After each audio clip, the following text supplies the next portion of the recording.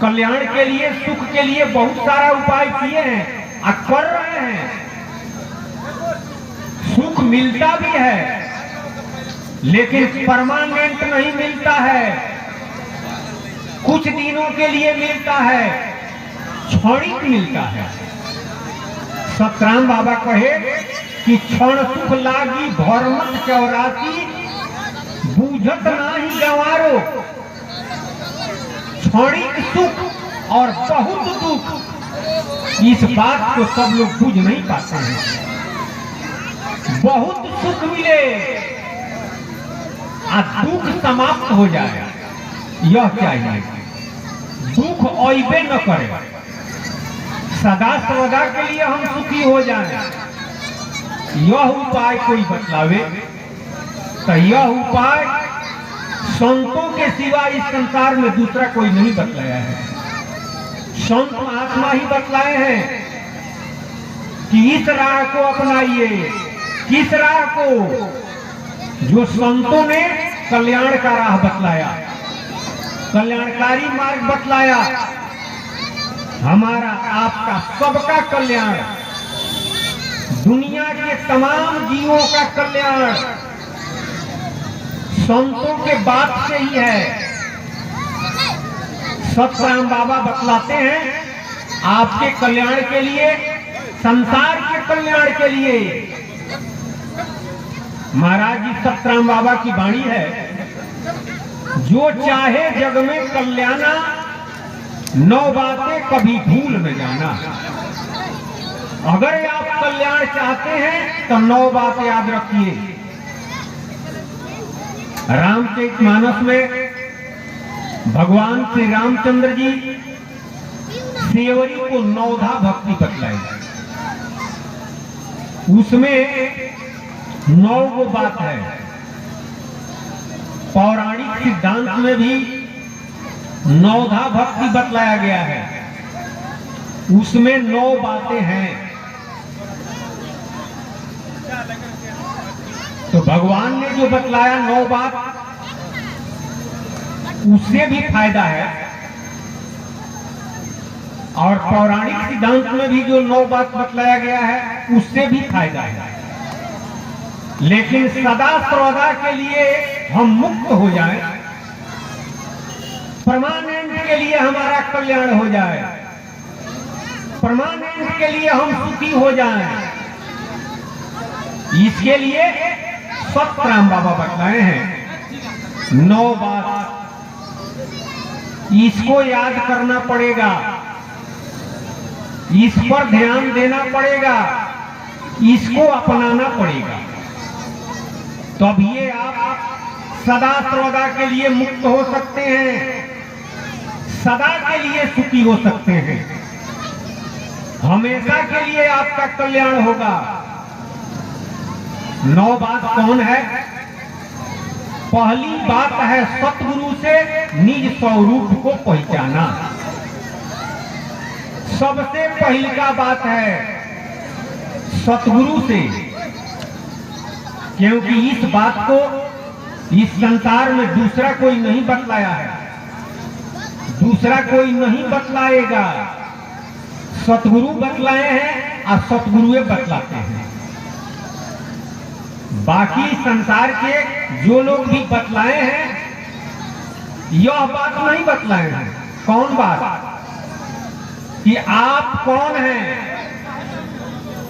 मैं हूं कौन, कहां से आया, क्यों आया, कहां जाना है, अब शरण के ही जाऊं, ज्ञान ध्यान मत बनाना है।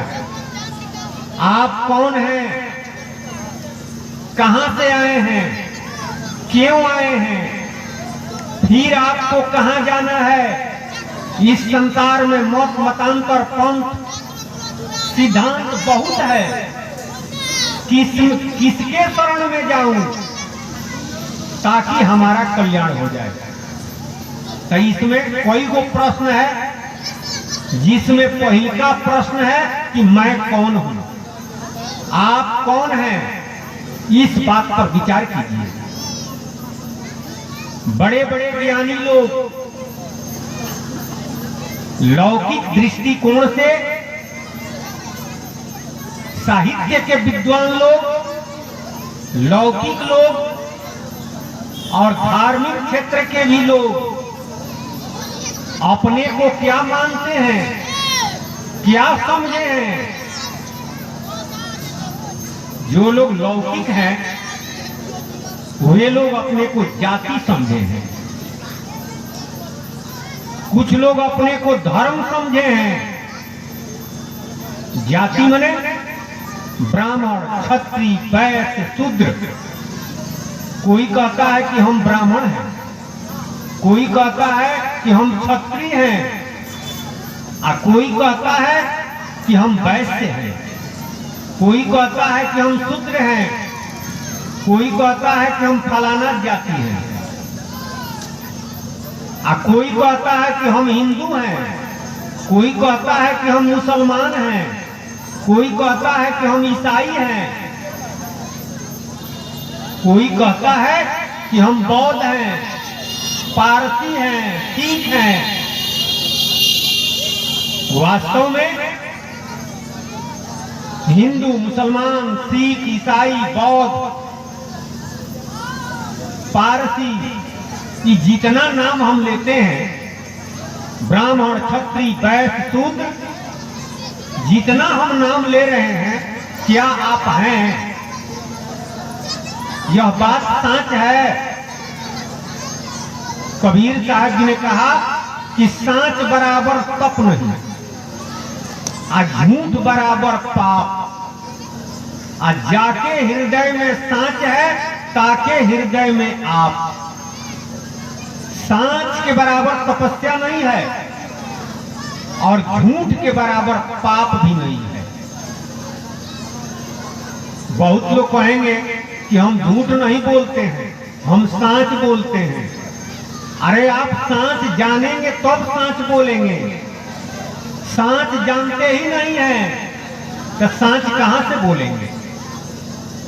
जो अपने को हिंदू कहता है, जो अपने को मुसलमान कहता है, जो अपने को जैन, पारसी, बौद्ध, ये तमाम जो अपने को कह रहा है वह सांच नहीं बोल रहा है, वह झूठ बोल रहा है। जो अपने को ब्राह्मण कहता है, जो अपने को क्षत्रिय कहता है, जो अपने को वैश्य कहता है, जो अपने को शूद्र कहता है, वह सांच नहीं बोल रहा है, वह झूठ बोल रहा है। आप कहेंगे कैसे? आप कौन हैं? जब तक आप इस शरीर में हैं तब तक यह शरीर चलायमान है, और जिस दिन आप इस शरीर से निकल जाएंगे यह शरीर मृत घोषित हो जाएगा, किसी काम का नहीं रहेगा। लोग कहते हैं कि फलाना बहुत अच्छा था। शरीर छोड़ देने के बाद शरीर जब मृत हो जाता है तो कहने वाले लोग कहते हैं कि फलाना बहुत अच्छा था। अरे इसका गति अच्छा हुआ होगा, स्वर्ग में गया होगा। फलाना व्यक्ति तो बहुत खराब था, नरके में गया होगा। जो इस शरीर से निकल गया, जिसके निकल जाने के बाद यह शरीर किसी काम का नहीं रहता है, मृत हो जाता है, वह हिंदू है कि मुसलमान है कि ब्राह्मण है कि क्षत्रिय है कि चमार है कि वैश्य है कि शूद्र है, वह औरत है कि मर्द है, वह जैन है, पारसी है, बौद्ध है, वो क्या है? जो अपने को हिंदू, मुसलमान, सिख, ईसाई, बौद्ध, जैन, पारसी कहता है, सब में वही है, सब में तो वही है। जिसके निकल जाने के बाद यह शरीर किसी काम का नहीं रहता है, मृत हो जाता है। जो अपने को ब्राह्मण कहता है, क्षत्रिय कहता है, चाहे शूद्र कहता है, सब में वही है। वह जब निकल जाता है, राम राम, तब ब्राह्मण यही रह जाता है। जो अपने को शूद्र कहता है, शूद्र यही रह जाता है, वैश्य यही रह जाता है, क्षत्रिय यही रह जाता है, हिंदू मुस्लिम सिख ईसाई सब यही रह जाता है। इस शरीर से निकलकर जाता कौन है? वही आप हैं, वही आप हैं, जिसके बारे में हमारा जितना सदग्रंथ है, चाहे संत महात्मा सबों ने बतलाया, सबों ने बतलाया है, लेकिन पर्दा लगा हुआ है। इसका कारण है संत महात्मा सांच बात बतलाई, लेकिन जो उच्च कोटि के संत हुए पूर्व में, तब आए जब देश गुलाम था, प्रजातंत्र नहीं था, राजतंत्र था।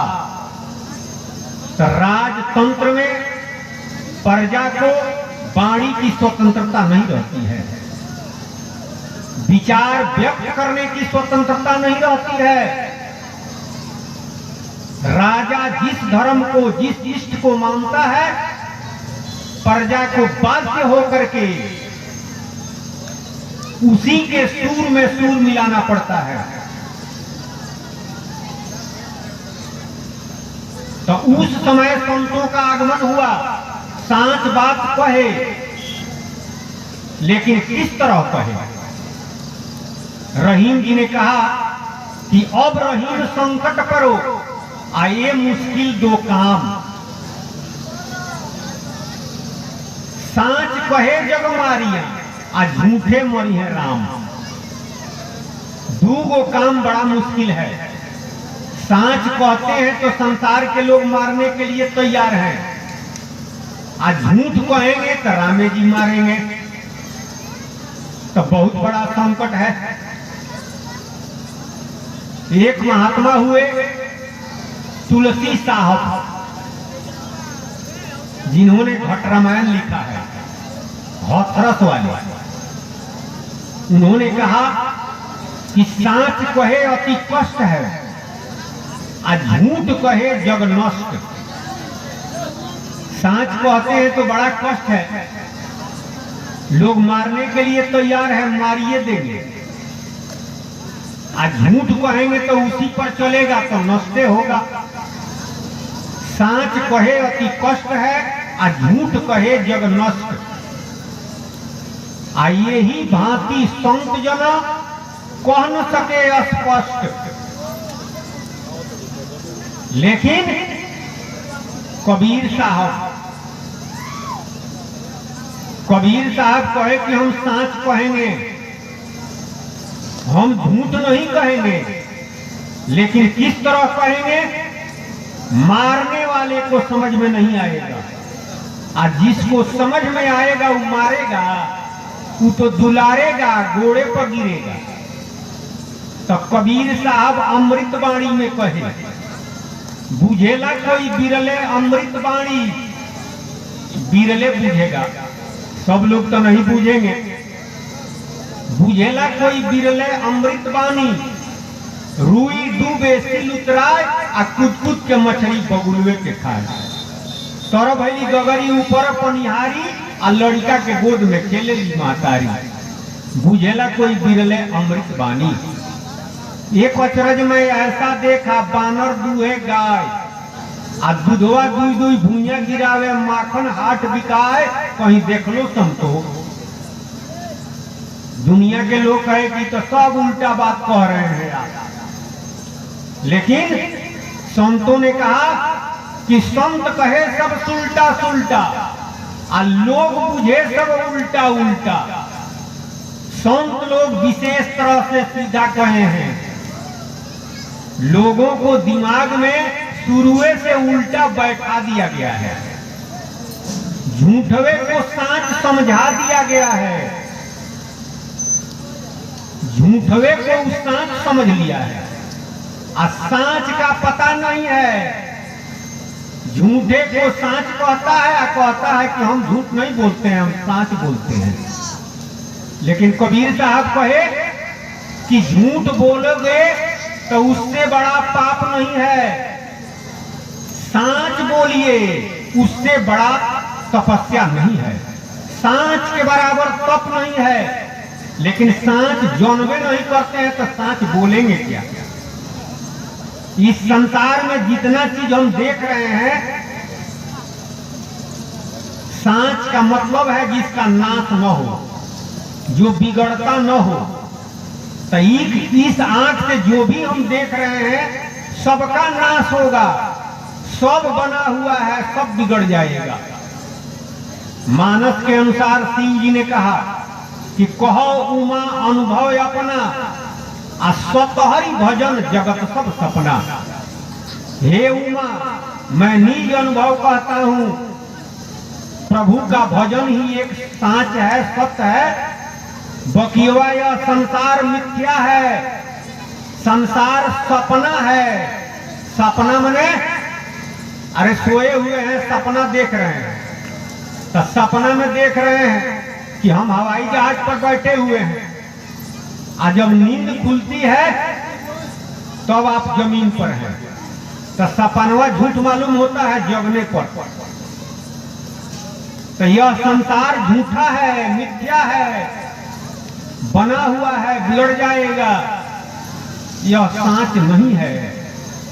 हम कह रहे हैं कि हमारा घर सरसर है, हमारा नाम संजय है, तो सत्संग के अनुसार यह सांच नहीं है, यह झूठ है। हमारा घर कहाँ है उसका पता नहीं है, हमारा नाम क्या है पता नहीं है। पता रहेगा तब तो बोलेंगे सांच। इस शरीर में जो चेतन है वही हम हैं। इस शरीर से जिस दिन निकल जाएंगे यह शरीर मृत हो जाएगा। उसका घर कहाँ है? अरे शरीरवा का घर यहाँ है। शरीर का बाप, शरीर की माँ शरीर है, देहिए के बाप देह है। लेकिन इस शरीरवा में जो चेतन है उसका बाप कौन है? उसका घर कहाँ है? उसका नाम क्या है? पता नहीं है। सतराम बाबा कहे कि ये दुनिया पागल खाना, कोई बूझत संत तू जाना। कोई हंसता है कोई रोता, कोई जगता है कोई सोता, नहीं खबर मौत नियराना। ये दुनिया पागल खाना, कोई बूझत संत तू जाना। अरे कोई व्यक्ति से पूछा जाए कि आपका नाम क्या है, वो कहता है कि हमको पता नहीं है। घर कहाँ है तो पता नहीं है, कहाँ से आ रहे हो तो पता नहीं है, कहाँ जा रहे हो तो पता नहीं है। तो क्या कहेंगे आप? पागल। क्योंकि पागल को अपना नाम, बाप का नाम, घर का नाम पता नहीं रहता है। कहाँ से आ रहा है, कहाँ जाएगा, इसका पता नहीं है उसको। एक अबोध बालक है तो अबोध बालक तो अबोध ही है। लेकिन जो लोग अपने को चतुर कहते हैं, सियान कहते हैं, होशियार कहते हैं, विद्वान कहते हैं, उन लोगों से पूछिए कि आपका घर कहाँ है। तो जिस तरह से हम कह दिए सरसर सीमान, उसी तरह से हम बताएंगे। वास्तव में इस शरीर से जो निकल जाता है, जिसके निकल जाने के बाद यह शरीर मृत हो जाता है, उसका घर कहाँ है? अरे वही आप हैं। तब पता नहीं है। राम राम। उसका नाम क्या है, उसका बाप कौन है, पता नहीं है। तो पागले हैं, पगलाए हुए हैं, बौराए हुए हैं। दूसरे के घर को अपना घर कहते हैं, अपना बाप का पता नहीं है, दूसरे को बाप कहते हैं कि यही हमारा बाप है। अरे शरीरवा का बाप हो सकता है, शरीर का बाप शरीर है, लेकिन इस शरीर में जो चेतन जीव है उसका बाप कौन है? राम राम। गोसाई जी ने कहा कि त्रिविध भांति जग जीव बखाने, विषयी साधक सिद्ध सुजाने। और दरिया साहब ने कहा कि जीव जीव जीव सब ही, आ उलटी पलटी भाव सागर बही। और कबीर साहब जी स्पष्ट कर दिए, जीव बिना नहीं आत्मा, जीव बिना नहीं ब्रह्म, आ जीव बिना शिवो नहीं, जीव बिना सब भरम। इस शरीर से जीव निकल जाए, यह शरीर मृत हो गया। अरे शिव जी का निर्जीव है, देवता लोग निर्जीव हैं, भगवान निर्जीव हैं, सब में जीव है, सब में जीव है। जीव का नाश नहीं होता है। गीता में भगवान श्री कृष्ण कहे कि जिस तरह से पुराने वस्त्र को त्याग करके आप नया वस्त्र ग्रहण करते हैं, उसी तरह से जीव शरीर बदलता है। शरीर जीव का नाश नहीं होता है। तो वास्तव में हम आप सभी लोग जीव हैं, जिसको अरे अंग्रेजी में सोल कहिए, चाहे उर्दू में, चाहे अरबी में रूह कहिए, भाषा का अंतर है। जीव का माने रूह होता है, रूह का माने सोल होता है। लेकिन जो अपने को हिंदू और मुसलमान और ईसाई कहता है, लोग नारा लगा रहे हैं कि हिंदू मुस्लिम सिख ईसाई आपस में है सब भाई भाई, ब्राह्मण क्षत्रिय वैश्य शूद्र आपस में है सब भाई भाई। होइबे नहीं करेगा।